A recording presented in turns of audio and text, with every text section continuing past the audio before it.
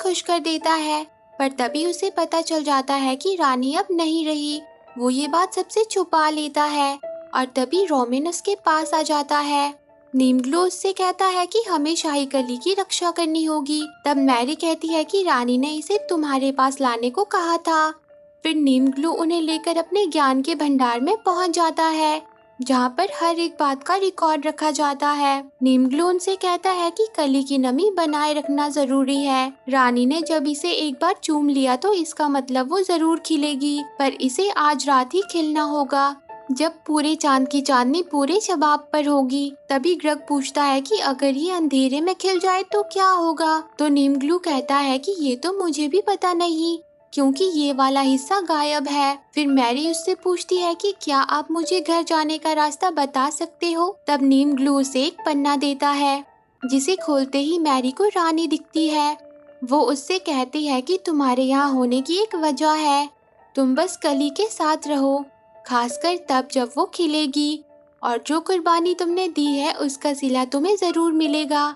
Mary कहती है कि इसका मतलब मैं घर जा सकती हूँ। वहीं अब रोमिन उस नौजवान से कहता है कि तुम कली का ख्याल रखना, मैं सभी लीफ मैन को बताकर आता हूँ कि हम आ रहे हैं। और नीम ग्लू भी सबको बता देता है कि रानी साहिबा नहीं रही, पर आज रात ये शाही कली खिलेगी और एक नई रानी सामने आएगी।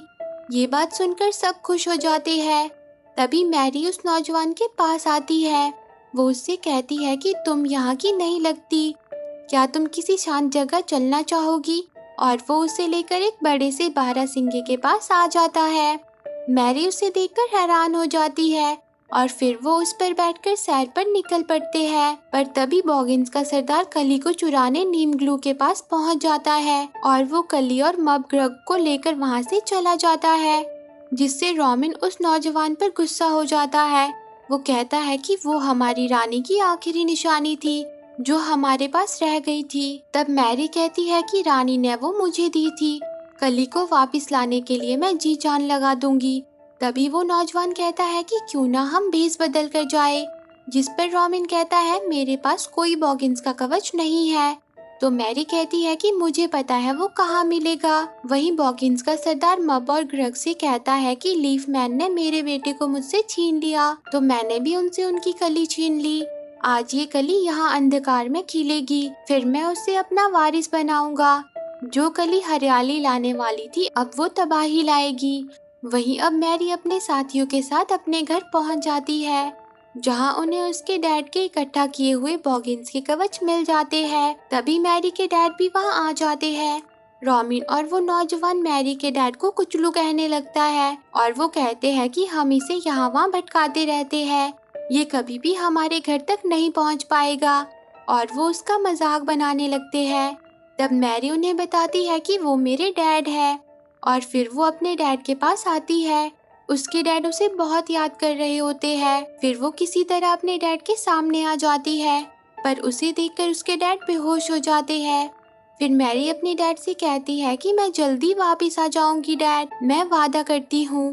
फिर वो अपने डैड के लिए एक हिंट छोड़ती है और वहाँ से चली जाती है, और वो तीनों बॉगिन्स के अड्डे में पहुँच जाते हैं। वहाँ पर रोमिन बॉगिन्स को उलझाने का काम करता है, और मैरी और वो नौजवान तब तक मब और ग्रग के पास पहुंचकर कली को लेकर वहां से निकल जाते हैं। पर रोमिन बॉगिन्स के बीच ही फंस जाता है, जिससे वो नौजवान उदास हो जाता है।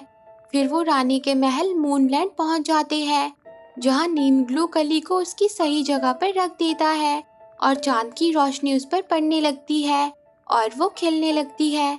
पर तभी बहुत सारे चमगादड़ वहां आ जाते हैं। बॉगिन्स का सरदार उन सबको इकट्ठा करके कली पर अंधेरा फैला देता है, जिससे कली सिकुड़ने लगती है। नौजवान और सारे लीफमैन उनसे लड़ने के लिए निकल पड़ते हैं।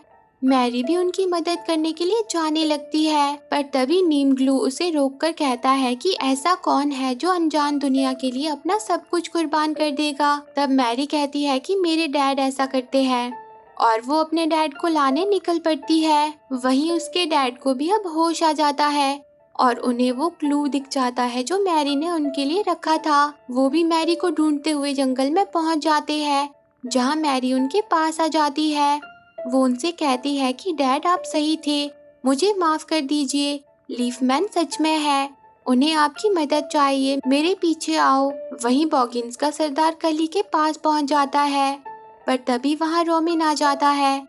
वो काफी जख्मी होता है, पर फिर भी वो उससे लड़ पड़ता है। मैरी भी अपने डैड को लेकर वहां आ जाती है और वो अपने डैड के फोन से चमगादड़ों को बुलाने वाली फ्रिक्वेंसी चला देती है और अपने डैड को भागने को कहती है, जिसके बाद सारे चमगादड़ चांद के सामने से हटकर उनके पीछे पड़ जाते हैं। पर इस बीच मैरी पक्षी से नीचे गिर जाती है। वहीं अब कली खेलने लगती है और बॉगिन्स के सरदार को रोमिन और वो नौजवान उसकी ही गलन में फंसा देते हैं। कली के खेलने से सब खुश हो जाते हैं और वो कली रानी में बदलकर उस प्यारी बच्ची में समा जाती है जो बड़ी होकर रानी बनना चाहती थी, और आज वो सच में रानी बन जाती है। सब उसके सामने झुककर उसे सम्मान देते हैं। तभी वहाँ मैरी भी आ जाती है। वो कहती है कि शायद घर लौटने का मौका हाथ से निकल गया, जिस पर नौजवान कहता है कि मुझे इस बात का अफसोस नहीं है। पर तभी नन्ही रानी उसे उसकी दुनिया में वापस भेजने लगती है। पर मैरी को उस नौजवान को छोड़कर जाने का दुख होता है, पर आखिरकार वो बड़ी होकर अपने डैड के पास पहुंच जाती है और अब वो और उसके डैड मिलकर लीफ मैन की चीजों पर काम करते हैं।